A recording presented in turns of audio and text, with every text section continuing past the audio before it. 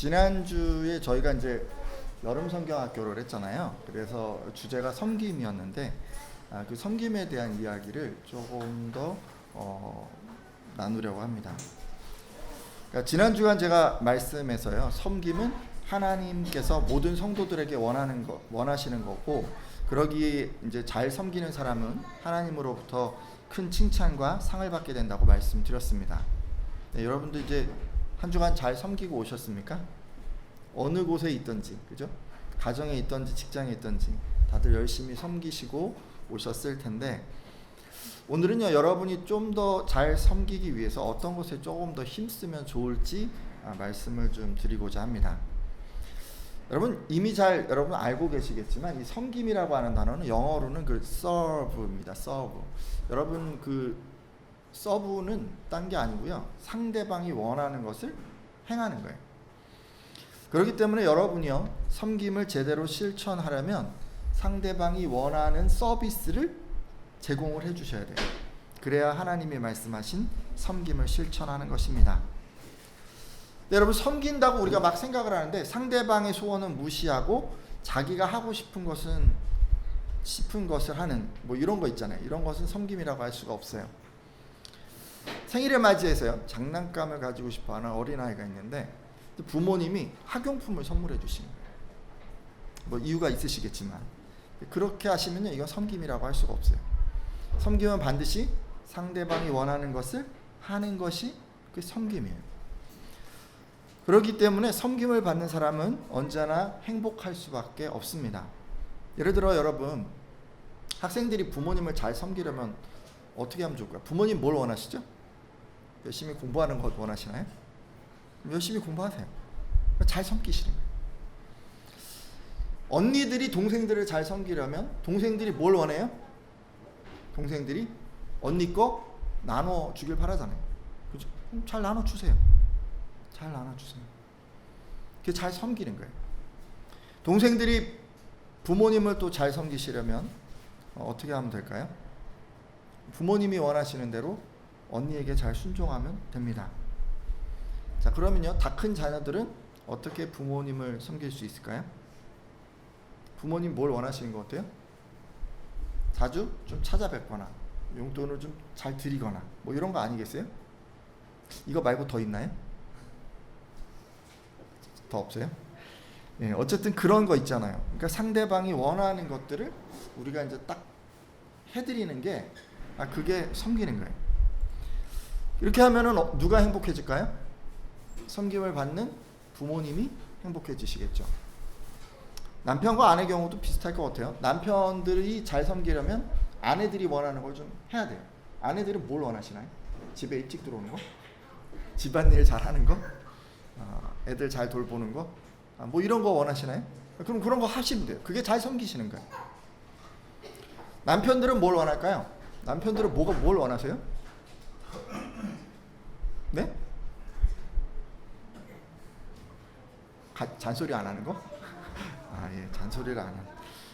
남편이 원하시는 거를 뭘 좀 잘 파악을 하셔서 좀 해주세요. 너무 이렇게 잔소리 하지 말고 좀 격려도 해주고 칭찬도 해주고, 뭐 안 되는 거 같아도요, 너 왜 그래 이런 얘기 하지 말고 잘 될 거야 이렇게 얘기를 해주세요. 이거 말고 뭐 더 있을까요? 남편 대표로 누가 한번 얘기를 해주셨으면 좋겠는데 다들 그냥 아래만 쳐다보고 계시네요. 어쨌든 여러분, 상대가 원하는 대로 해야 행복해지는 거예요. 이렇게 하시면은 남편이 원하는 대로 하면 남편이 행복해지고, 아내가 원하는 대로 하면 아내가 다 행복해질 수 있습니다. 사회적으로는요, 어렵고 힘든 이웃을 좀 돌보고 또 재난당하고 극심한 빈곤에 처한 그런 사람들 구제하는 게 섬김일 수 있습니다.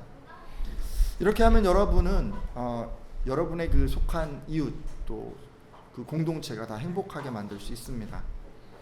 섬김을 잘하는 사람이 있잖아요. 그러면 그 주변이 늘 행복해요. 웃음꽃이 만발할 수밖에 없어요. 왜냐면요, 섬김을 행하는 사람은 늘 주변이 뭘 원할까를 관심을 두고 있어요. 근데 그걸 자꾸 해줘요. 그러니까 옆에 있는 사람들이 기분이 좋은 거예요. 그 사람 때문에 주변이 다 행복해지는 거죠. 주변 사람 마음이 따뜻하게 만들어지는 것입니다. 우리는 이런 섬김의 유익을 잘 알고 있습니다. 이것을 잘 실천하려고 노력하고 있습니다. 근데 여러분 우리의 안에 뜨거운 열정도 있고 막 넘치는 의욕도 있고 막 그런데요. 근데 조금 생각해 봐야 될 게 있어요. 여러분이 잘 섬기는 사람이 되려면 먼저 좀 해야 할 것이 있습니다. 뭘까요? 상대방이 뭐를 원하는지를 알아야 돼요. 그럼 모르면은 제대로 섬길 수가 없어요. 이 섬김이라고 하는 게 상대가 원하는 것을 잘 들어주는 것이기 때문에 여러분이 섬김을 잘하려면 가장 먼저 해야 될 게 뭐냐면 상대가 무엇을 원하시는지를 정확히 알아야 합니다. 상대방이 원하는 걸 모르면 시간 들이고 돈 들이고 정성 들이고 여러분이 아무리 노력해도 상대방을 행복하게 만들 수가 없어요. 이 부분에 대해서는 여러분이 다 공감하리라 생각을 하는데, 자, 그러면 여러분 상대방 원하는 거 어떻게 여러분 알아내시나요? 눈치로 알아내시나요? 뭐 이런 것도 있겠지만 가장 쉬운 거는요, 직접 물어보는 게 제일 좋아요. 실제로 성경에도 이렇게 묻는 것을 여러 군데에서 찾아볼 수 있습니다. 예를 들어 역대상 14장 10절을 보면 다윗은 그 블레셋과의 전쟁을 앞두고 하나님께 나가서 내가 블레셋 사람들을 치러 올라가리까 주께서 그들을 내 손에 넘기시겠나이까 라고 묻습니다. 그러니까 다윗이 뭐가 궁금했냐면 하나님이 이 전쟁을 치르기를 원하시는가, 내가 지금 이 순간에 이것을 하는 것이 맞나, 이런 것들을 이제 확인하기 위해서 하나님의 소원, 하나님이 원하는 것, 그분의 그 뜻, 이런 것들을 이렇게 물은 것입니다. 이렇게 다윗은 항상 하나님께서 무엇을 원하시는지 모를 때 이렇게 물었습니다. 저는 여러분들도 인생의 중요한 순간에 하나님께서 무엇을 원하시는지 모르시거든요. 반드시 물으십시오. 그래서 하나님께서 원하시는 그런 길을 선택하도록 하십시오. 이렇게 매 순간 묻는 게요, 신앙의 정말 중요한 요소입니다. 이렇게 상대방의 의중을 몰라 묻는 것은 하나님께만 적용되는 게 아니고요, 사람들에게도 동일하게 적용할 수 있습니다. 우리들은요, 상대방이 뭘 원하는지 모르잖아요. 자꾸 물어봐야 돼요. 많이 묻는 사람이 많이 섬길 수 있는 사람이고, 다른 사람들을 많이 행복하게 해줄 수 있는 사람이에요. 예를 들어 여러분 언제 만날지 우리는 약속 정할 때 상대방이 원하는 거 묻지 않습니까? 뭘 먹을지 메뉴를 정할 때도요, 그냥 정하시지 말고 이렇게 상대가 원하는 거 물어야 합니다. 물어야만 상대방이 뭘 원하는지 알 수 있기 때문입니다. 근데 가끔 이런 경우 있죠. 아니, 내가 다 알아. 그래서 안 묻는 경우가 있어요. 안 묻는 경우가 있죠. 친한 친구끼리 자주 가는 어떤 식당 가면 어떡하세요? 내 친구 뭐 그거 먹겠지라고 생각해서 좀 늦게 오면 그냥 바로 시키거나, 그죠? 선물 살 때도 아예 뭐 이거 좋아할 거야 생각해서 물어보지 않고 그냥 탁 사서 선물하는 그런 경우 있지 않습니까? 하지만 여러분 이렇게 하시면 좀 그렇고요. 잘 알고 계시더라도 꼭 물어보시라고 권면드리고 싶습니다. 제가 이제 그 자주 가는 커피숍이 있는데 한 직원이 제 얼굴을 익혔나 봐요. 그래서 한 번은 가니까 이제 따뜻한 아메리카노 시키실 거죠? 이렇게 물어보더라고요. 그래서 내가 아니 어떻게 제 취향을 잘 알고 계시나요? 이렇게 이제 물어봤어요. 궁금하잖아요. 혹시 거기 이렇게 기계에 기록이 남아있나 싶어서 기록이 남아있습니까? 라고 물어봤어요. 근데 그 직원이 아닙니다 이렇게 얘기를 하더라고요. 제가 단골 손님들은 취향을 기억하고 있는 겁니다 라고 이렇게 얘기를 하는 거예요. 얼마나 감동적이에요, 그죠? 너무 좋더라고요. 근데 문제는 그때부터였어요. 제가 문에 딱 들어가면요, 이 문에서 이제 거기까지 좀 거리가 있는데 딱 들어가면 저를 딱 보고는 바로 따뜻한 아메리카노를 내리는 거예요, 이 사람이. 제가 어느 정도의 고객인지 알겠죠? 아마도요, 제가 그 메뉴를 주문하리라고 생각했던 것 같아요. 빨리 내려주면 이제 좋아하니까 이제 빨리 내려드려야겠다는 마음으로, 친절한 마음으로 그렇게 했던 것 같습니다. 그래서 제가요, 그 직원이 있는 날이면 기온이 35도 이상 되는 그 뜨거운 여름날에도 아이스 아메리카노를 주문을 하지 못하고 그냥 그 뜨거운 아메리카노를 주문해서 마셔야 했습니다. 다 안다고 생각해서 이렇게 친절하게 했는데 제가 갑자기 딴 거 주문하면 안 되잖아요, 그죠? 그냥 주문하는 거예요. 그냥 딱 눈치 보고 서로. 차마 그 정성을 제가 마다할 수 없어서 그냥 마신 거죠. 여러분 이렇게 안다고 생각해서요, 묻지 않고 이렇게 넘겨짚으면요, 선의로 행했는데도 이게 불편을 끼칠 수가 있어요.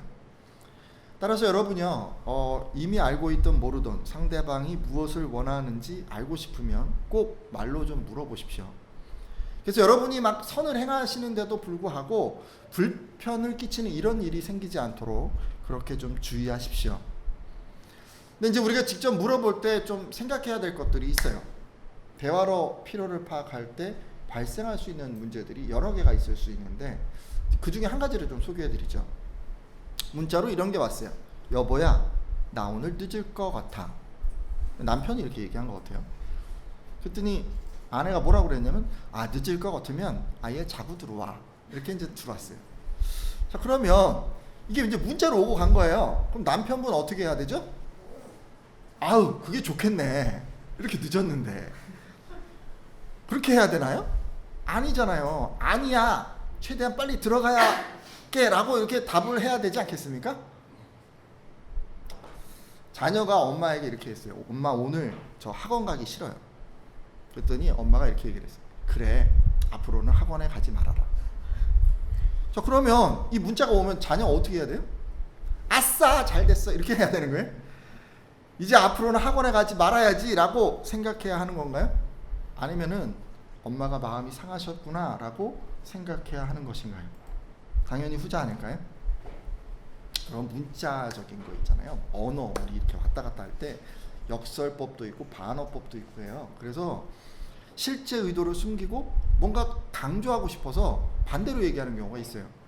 근데 이것을 문자 그대로 받아들이고 내가 자고 들어가도 되나 보다라고 생각하거나 이제 앞으로는 학원에 가지 말아야지 이렇게 생각하고 실제로 그렇게 생각하고 행동을 해버리면요, 이런 분들은 상대방의 진위를 제대로 파악하지 못한 게 됩니다. 그리고 이렇게요, 반어적으로 표현한 말들을 제대로 이해하지 못하고 행동하게 되면 어떻게 되겠죠? 될까요? 당연히 오해를 불러일으키지 않겠습니까? 저희 집에도 이제 어머님이 가끔 이런 표현을 하실 때가 있어요. 제가 이제 만난 거 먹으러 가실래요? 이렇게 이제 물어볼 때가 있는데, 그러면 그냥 너네끼리 먹고 와라 이렇게 이제 얘기를 하시는 거예요. 자, 이제 여행을 가는데 같이 좀 가시죠. 이렇게 얘기를 했는데 너네끼리 다녀와라 이렇게 얘기를 하시는 거예요. 바로 이런 경우 아닌가요? 이런 유의 대답들은 어머니의 진의가 숨겨진 이 반어적인 표현이라고 할 수 있습니다. 직접 물어보아서 상대방의 어떤 필요나 소원 이런 것을 파악하는 경우에는요, 그냥 그대로 파악하시면 안 돼요. 문자적으로만 이해하시면 안 돼요. 반드시 그 숨겨진 진의가 무엇인지 반어법, 역설법과 같은 것이 지금 적용되지는 않았는지, 함축된 의미가 뭔가 더 있지는 않은지 생각해보고 이제 파악해야 하는 것이죠. 그것을 고려해서 진의를 파악하려면 평상시에 그분이 어떤 말을 했는지, 상대방이 지금 어떤 환경에 처해 있는지, 지금의 그분의 건강 상태는 어떠한지, 평소에 대화 습관이 어떤 것이 있었는지, 현재 재정 상태가 어렵지는 않은지, 불편한 인간관계가 있지는 않은지, 이런 것까지 있잖아요. 다 고려를 해서 그래서 결정을 해야 돼요. 이게 노력을요, 평소 안 하다가 이런 걸 해보려고 하면 정말 힘듭니다. 무엇보다 하려고 해도 잘 파악이 안 돼요. 그렇더라도 여러분, 무시하지 말고 여러분 파악하려고 하십시오. 정말 중요하기 때문에 그런 거예요. 좀 힘들어도 상대방의 의중을, 진의를 파악하려고 노력을 하시고, 만일 이게 무슨 의미인지 판단이 서지 않으면 주변에 이런 거 잘 파악하는 분들이 있어요. 그러니까 그런 분들한테 물어보셔서 조금씩 파악하는 능력을 향상시켜 가십시오. 처음에는 뭐든지 다 그렇지 않습니까?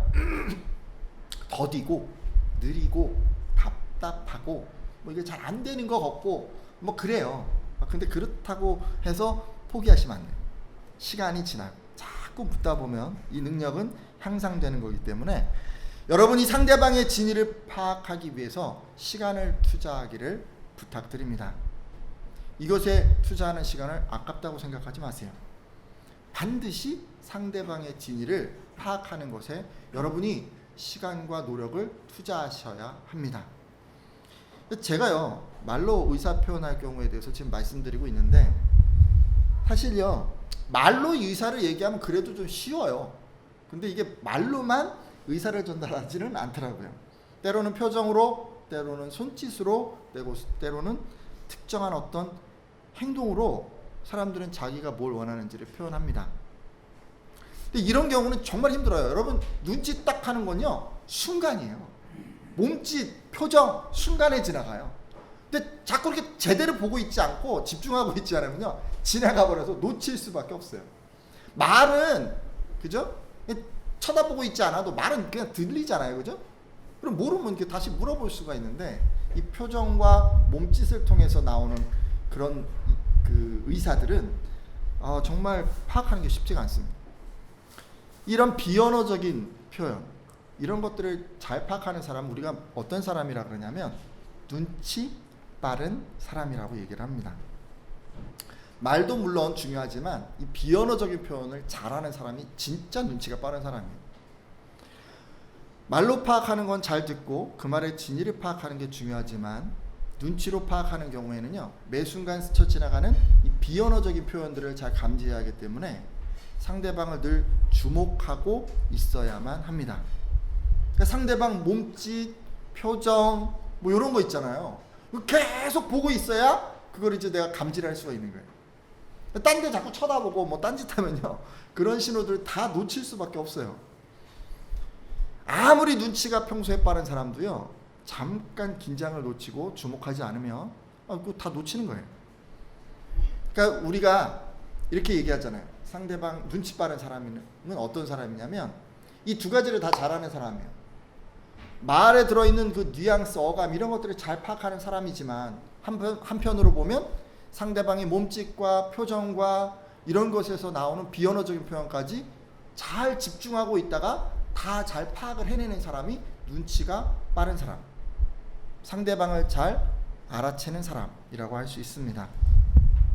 제가요, 섬김을 잘하기 위해서 필요한 거를 한 가지 지금 말씀드리고 있어요. 상대방 원하는 거를 하는 게 섬김이잖아요.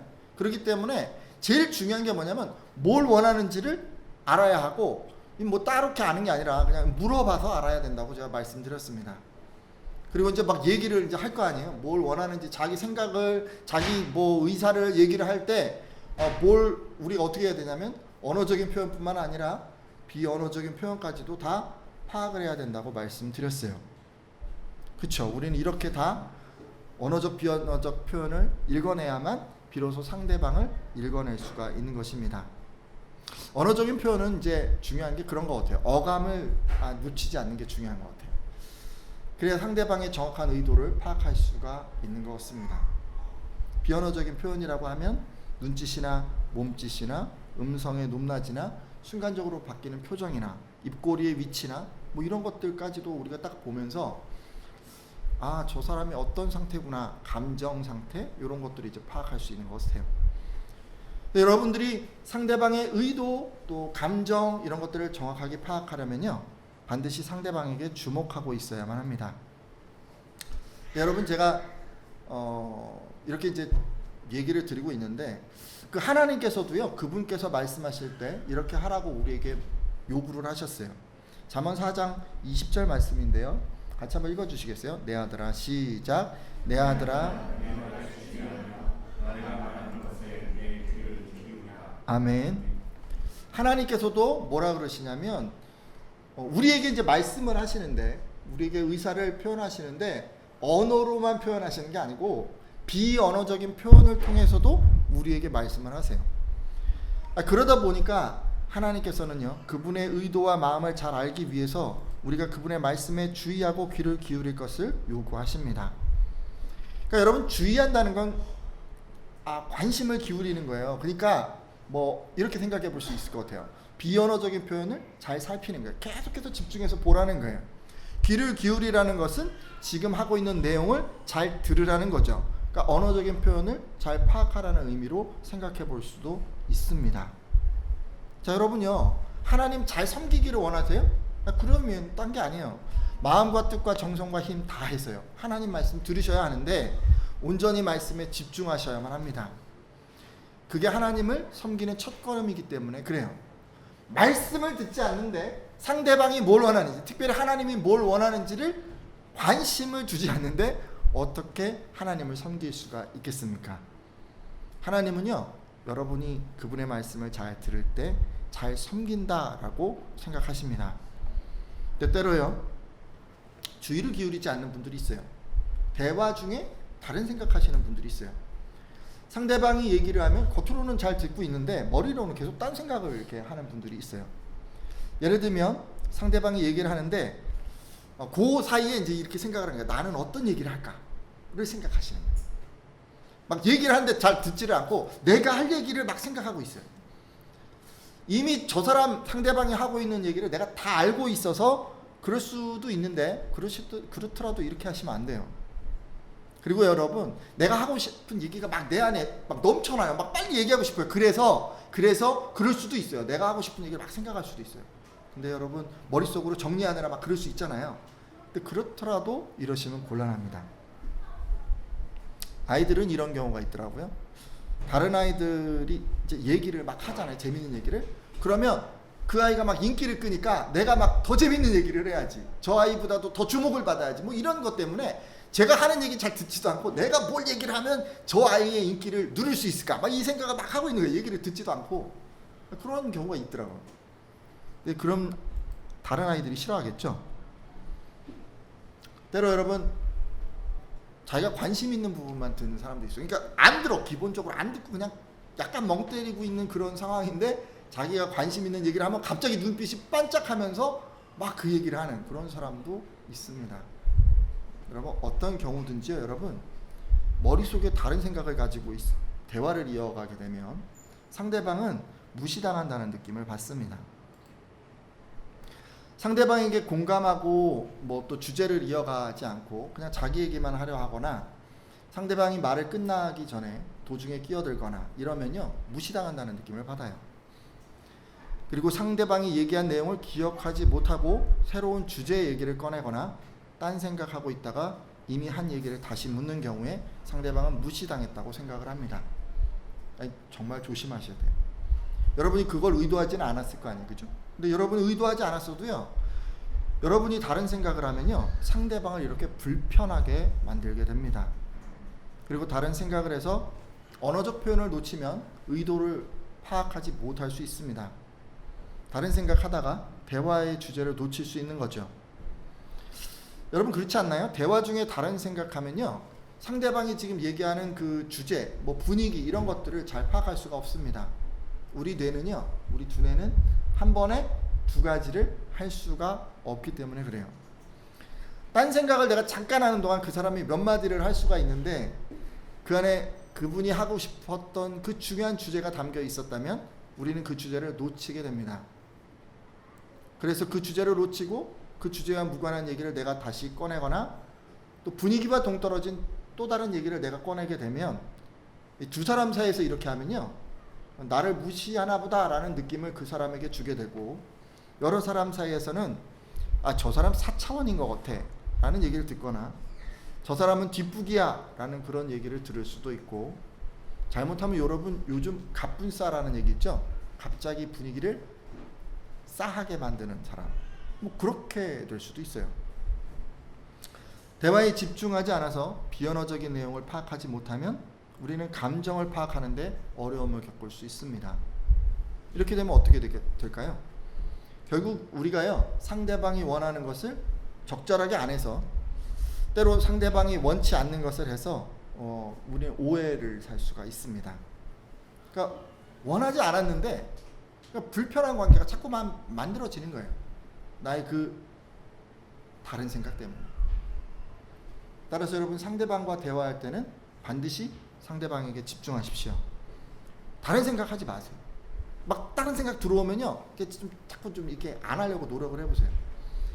그리고 제가 방금 얘기한 것처럼 상대방의 그 언어적인 내용뿐만이 아니라 비언어적인 내용이 있잖아요. 몸짓, 손짓, 눈짓, 표정까지도 다 그것이 뭘 의미할까를 생각하면서 얘기를 들으십시오. 상대방이 전하려고 하는 것을 하나도 놓치지 않겠다는 마음으로 그렇게 들으셔야 합니다. 이것이 여러분의 섬김의 시작점이 되어야 합니다. 지금까지 제가요, 섬김이 그 상대방이 원하는 것을 행하는 것이기 때문에 제대로 섬기려면 반드시 물어야 한다고 말씀드렸습니다. 그리고 누구랑 대화를 하든지 간에 언어적인 표현 또 비언어적인 표현으로 전달하는 내용을 파악하기 위해서 집중해서 들어야 한다고 이제 말씀드렸죠. 여러분 하나님을 어떻게 섬기십니까? 설교 말씀 지금 이제 듣고 계시잖아요. 여러분 집중해서 듣고 계십니까? 딴 생각 안 하고 듣고 계십니까? 집에 뭐 놔두고 온 거, 나중에 어디 갈 거, 점심 맛있는 거 먹을까 이런 거 생각 안 하시고 다 듣고 계시죠? 자, 듣고 계시죠? 아멘이시죠? 혹시 딴 생각 가지고 계셨던 분들은 태도를 이제 바꾸셔야 돼요. 이후로는 하나님께서 어떤 마음으로, 하나님께서 어떤 의도로 지금 목사님을 통해서 이 말씀을 전해주시고 있는가를 생각하시면서, 그러면서 이 말씀을 들으셔야 하는 거예요. 그리고 다른 사람과의 관계에서도 대화를 하면서 다른 생각을 하셨던 분들이 있으실 수 있는데, 그런 분들 이제 돌이켜 주셔야 돼요. 이후로는 상대방의 의도 그리고 감정에 집중하면서 대화에 임하겠다고 그렇게 결단해 주셔야 합니다. 여러분 이 시간 잠깐 기도할 텐데, 우리가요 섬기는 것을 어떻게 섬길까? 우리 스스로의 어떤 생각 가지고 우리가 이렇게 하면 되겠지라는 어떤 그런 선입견을 가지고 섬기는 것 같습니다. 근데 한 가지 오늘 제가 말씀드리고자 하는 건 다른 게 아니라, 상대방이 원하는 것을 해서 그 사람을 행복하게 만들어주는 게 섬김이에요. 그러다 보니까 우리가 제일 먼저 해야 되는 게 상대방이 뭘 원하는가? 그걸 파악하는 게 정말 중요해요. 여러분 반드시 물어보시고, 또 그리고 또 묻는 과정에 있어서 그 상대방이 얘기하는 것, 또 표정과 몸짓으로 나에게 전하고자 하는 내용들을 놓치지 않고 집중해서 그것들을 듣는 여러분들이 되어주시기를 바랍니다. 이렇게 하기 위해서 여러분들 기도할 텐데, 혹시 이전에 어떤 모습이 있었다면, 다른 모습이 있었다면 그 모습에서 좀 돌이키겠다고 결단해 주시고, 이후로는 내 주변 사람들의 그 소원을 파악하기 위해서 그것들에 집중하겠다, 이렇게 마음에 결단하는 그런 시간이 되었으면 좋겠습니다.